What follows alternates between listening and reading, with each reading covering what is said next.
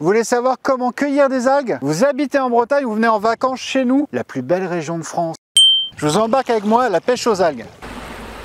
On commence par l'équipement de base, un panier ou un seau. Et pour couper les algues, un ciseau ou un couteau. Alors selon le temps, des vêtements chauds s'il peut faire frais en bord de mer, mais aussi de l'eau pour s'hydrater, de la crème solaire et un téléphone avec votre pochette étanche. Et surtout l'horaire des marées ainsi que les numéros utiles d'urgence au cas où on se fasse prendre par la marée. Et au pied, on met des bottes ou des vieilles baskets ou des chaussons de plongée.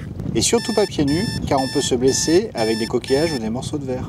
Mais alors, où cueillir les algues? Mais ça, on vous l'a déjà expliqué. En fait, nous cueillons jamais proche des rivières qui se jettent dans la mer, car la pollution vient souvent de la terre. Pas con le mec, hein?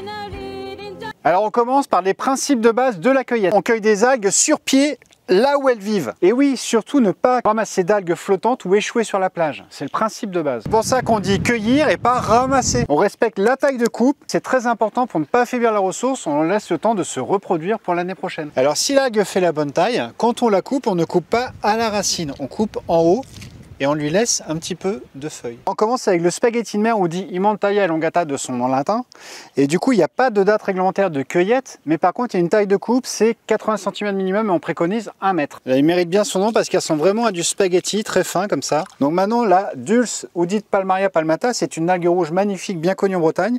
On l'accueille quand elle a 25 cm minimum et c'est du 1er avril au 31 décembre. Donc comment on la reconnaît? Elle est assez rouge et aussi, elle mérite bien son nom, elle est palmée. Voilà, et les bords sont bien lisses. On parle maintenant de la laitue, donc c'est la famille des ulves.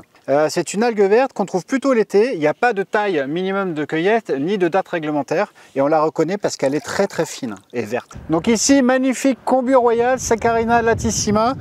On la reconnaît parce que ça ressemble à un autre crocodile et la taille minimum pour la cueillette c'est 1,80 m.